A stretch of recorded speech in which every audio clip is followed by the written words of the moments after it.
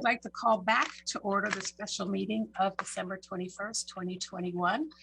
At this time, we're going to move on to our briefing items. Again, I just want to thank you all for your patience this morning. So now we will go to item number 1. Briefing item, clerk, will you please read?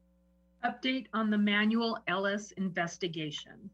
All right, I would now like to call on Interim Chief Ake to begin the presentation. Chief? Mayor, Deputy Mayor, and council members, good morning. As of last evening, I have notified officers Armando Farinas and Masiyh Ford that I have exonerated them from any policy violations related to their involvement in the Manuel Ellis matter. This is based upon a thorough review of the internal affairs investigations, which includes the criminal investigations of the Pierce County Sheriff's Department, Washington State Patrol, and the Attorney General's office.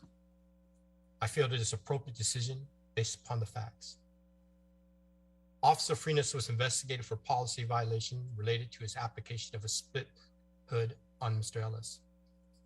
At the time of the applications, officers on scene, to include Officer Farinas, were concerned about a possible biohazard exposure due to Mr. Ellis spitting near officers. Officer Farinas was familiar with how a spit hood worked and volunteered to retrieve one to apply it. Once the spit hood was applied, Officer Farinas had no other contact with Mr. Ellis. While the investigation did show that Officer Farinas placed the spit hood on Mr. Ellis, I find the actions of Officer Farinas were reasonable and appropriate under the circumstances. Officer Ford was investigated for possible use of force policy violations related to his contact with Mr. Ellis. The investigation found that during the detention of Mr. Ellis, Officer Ford took hold of Mr. Ellis's leg to allow him to be detained and restrained. Other witnesses confirmed that once Mr. Ellis was detained, Officer Ford continued to speak with Mr. Ellis, trying to calm him down and let him know that medical aid was on the way. When Mr. Ellis commented that he could not breathe, Officer Ford assisted in rolling him onto his side in a recovery position. He was also the first officer to alert arriving medical personnel that Mr. Ellis's condition was deteriorating. I find the actions of Officer Ford were reasonable and appropriate under the circumstances and not in violation of department policy. The department will immediately begin the process of returning the officers back to work, which will include several weeks of training prior to return of any patrol duties.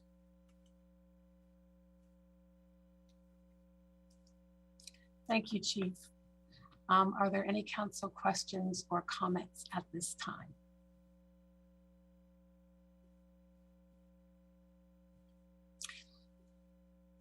Chief, I'm not sure if I heard it in your statement, so I do have a question. Actually, I think I have 2 questions, Chief. The 2 officers that you are reporting on today, Chief, were those 2 officers, those are the 2 officers that were not criminally charged, is that correct? Mayor, that is correct. Okay. And then, Chief, in your statement, you reflected on the documentation that we had access to, including in, as I look in the talking points, several comments about additional interviews that we could conduct. Can you just explain a little bit about the difference in the interviews that we were able to conduct versus the interviews that were not conducted through the Attorney General's process? That's a great question, Mayor. I think a clarification is definitely needed on that. When the Attorney General's office asked for interviews with some of the members of the Tacoma Police Department, our members, using their rights, declined to do so within that investigation. However, in our own internal investigation, because they are employees of the police department, this is something that they're mandated to do upon our request. Great, thank you, Chief. Deputy Mayor.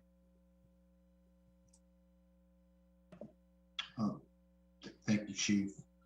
In your presentation, you mentioned that based on your review, the officers in question did not violate any city policies. and you may not be able to do this now, but I would like to know at some point, I'm sure the community would like to know, what are the exact policies that were under review, that were in question? And then the reason why I'm asking that question is because, in my opinion, and I'm sure many community members will argue or point out to the fact that perhaps the policies are wrong and the policies need to be interrogated.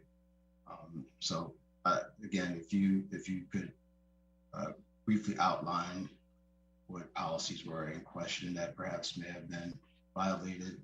And then I think it's important that the community and the city of Tacoma have a conversation about are these policies that are appropriate, and are we working towards any of those policy changes in our transformation work.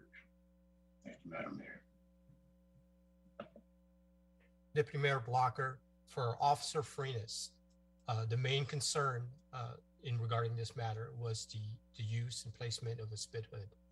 So he was investigated for unsatisfactory performance.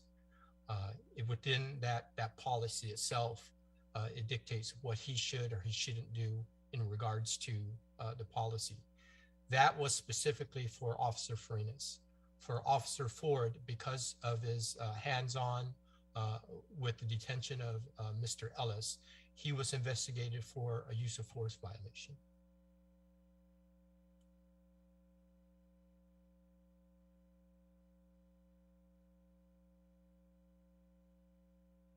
Deputy Mayor, does that answer all your questions? Go ahead. Thank you, Chief. Councilmember Ushka. Thank you, Mayor Woodards. Chief Ake, you mentioned that the officers in question will go through several weeks of training before returning to the force. Can you kind of outline what that training's about? So as you're aware, the city and the Tacoma Police Department, we've changed a lot of policies. We changed a lot of procedures. There's a lot of things that we've done in the last 18 months or so that really was part of the transformation of our police department into the department that we're striving for. With that in play, these officers for the last, over a year now have been out of the department. They have to come back.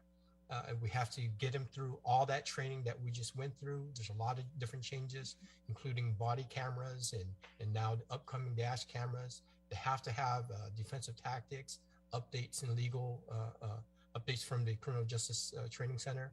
So it's going to be several weeks before we're comfortable with their understanding of the new changes in the policies, and they're comfortable as well.